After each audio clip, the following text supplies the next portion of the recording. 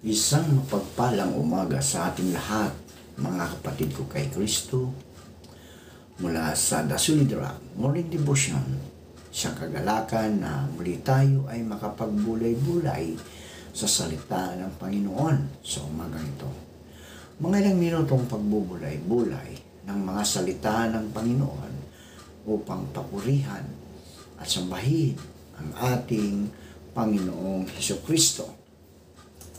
Ang ating pong pagbubulay-bulayan ngayong umaga ay matatagpuan sa Isayas 48, talatang 22. Isayas 48, talatang 22. Ito ang sinasabi: walang kapayapaan sa masama, sabi ng Panginoon. Tayo po ay manalangin. Ama naming Diyos na mapagmahal, salamat Panginoon sa magandang umaga na iyong ibinigay para sa iyong mga anak. Salamat o Diyos sa isang gabing nagdaan sa aming buhay na kami iniingatan mo sa aming pagtulog. Panginoong Hesus, sa umagang ito, patuloy kong inilalapit sa inyo ang iyong mga anak na magsisihanda mapunta sa kanilang mga trabaho. Ingatan niyo po sila, o Panginoon. Ilayo mo po sila sa anumang kapahamakan. Dalangin ko rin, o Diyos, ang mga kaibigan naming may mga karamdaman. Patuloy mo po silang abutin sa mga karamdaman na kanilang tinataglay sa kanilang katawan upang manumbalik ang lakas na nawala dahil sa karamdaman. Pagalingin mo po, Panginoon. Amin ay inilalapit sa inyo, O Diyos, ang mga kaibigan namin na nagsiselebrate ng kanilang kaarawan sa araw na ito. Salamat, Panginoon, sa isang taon sa mga buhay nila na ipinagkaloob mo. Naway marami pang kaarawan ang kanilang maranasan at dalangin ko, O Diyos, na bigyan mo sila ng magandang buhay, magandang kalusugan upang patuloy silang makapaglingkod sa inyo at sa kanilang sambahayan, Panginoon. Amin ang inilalapit sa inyo, O Diyos, ang mga nagsiselebrate ng mga wedding anniversary, mga mag-asawa na nagsiselebrate, Panginoon. Bigyan mo sila ng kapayapaan sa kanilang puso, sa kanilang buhay.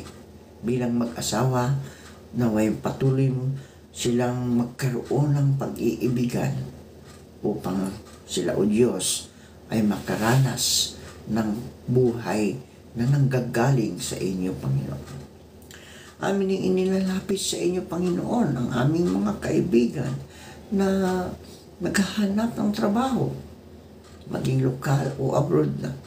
Patuloy mo po silang pagpalain at naway makasumpong sila ng magandang trabaho sa tulong ng iyong banal na Espiritu Santo.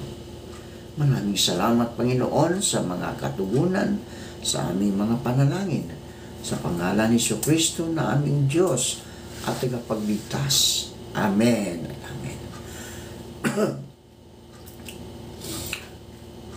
Ating pag-usapan naman ang ikatlong bunga ng banal na Espiritu Santo, mga kaibigan, ang kapayapaan. Ito po yung pangatlong bunga ng Espiritu Santo. Kasi kahapon, ating pinag-usapan ang kagalakan, no? Pag-ibig, kagalakan, kapayapaan, pagtitiyaga, kabaitan, kabutihan, katapatan, kahinaunan, at pagpipigil sa sarili. Ngayon, nasa pangatlong bunga na po tayo, ang kapayapaan. Mga kaibigan, ano ba ang kapayapaan? Sabi nga, Ang kapayapaan, ito ay ang pagkakaroon ng katahimikan, kapanatagan o kawalan ng kaguluhan sa lahat ng aspeto ng buhay tulad ng isipan, kalooban, pamilya, lipunang ginagalawan at iba pa. Sa mga banal na kasulatan, ang kapayapaan ay maaaring nangangahulugan ng kalayaan mula sa labanan at kaguluhan o panloob ng katahimikan at kaginhawaan na dulot ng Espiritu na ibinibigay ng Diyos sa kanyang matatapat na mga lingkod o mga banal. May 6 na konsepto ng kapayapaan, mga kaibigan. Una, kapayapaang pansarili.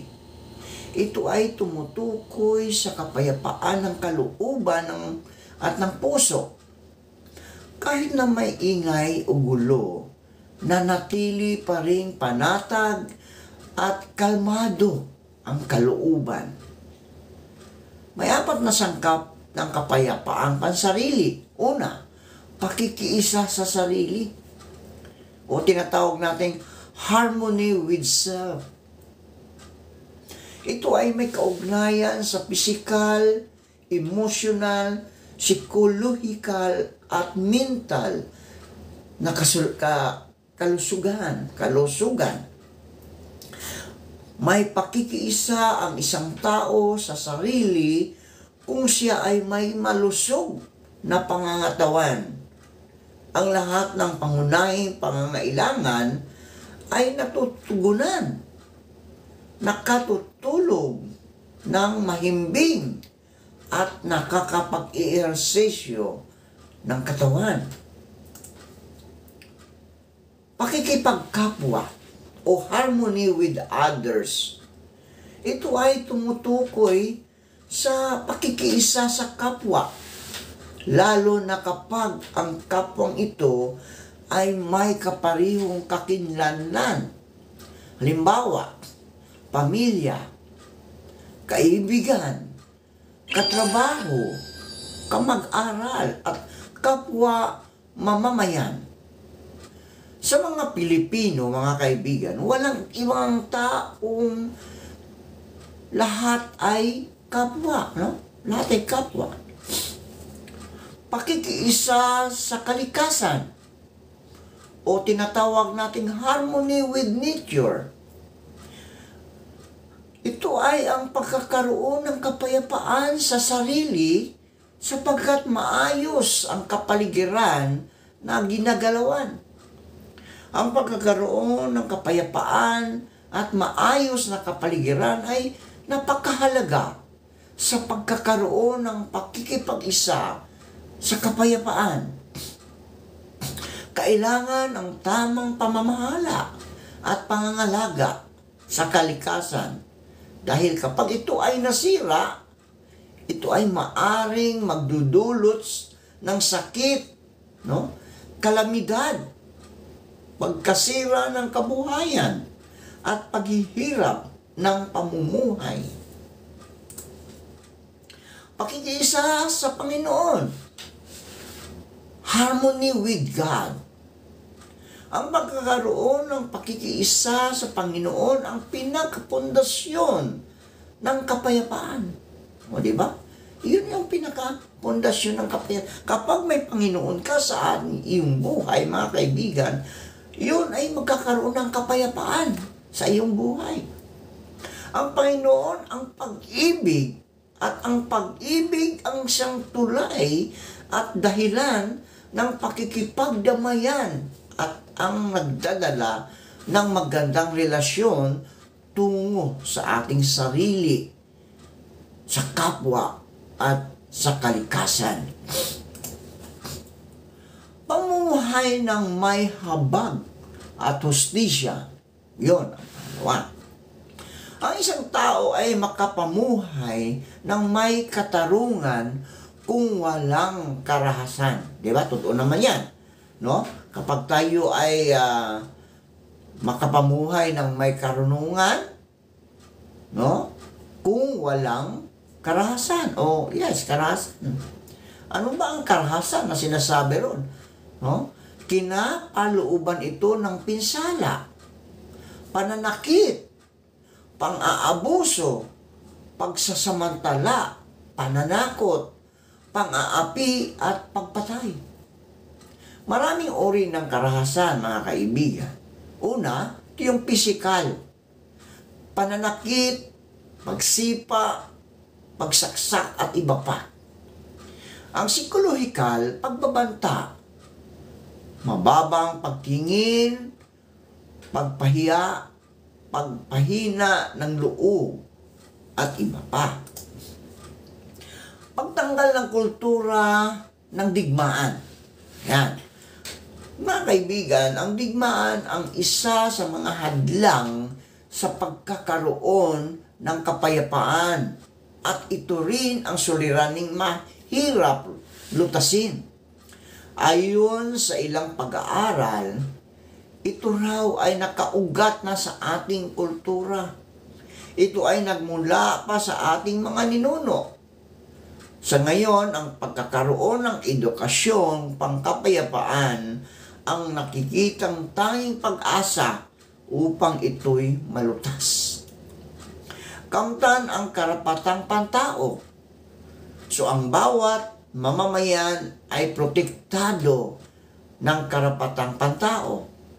Ito ay nakasaad sa Universal Declarations of Human Rights at sa ating sariling Constitution.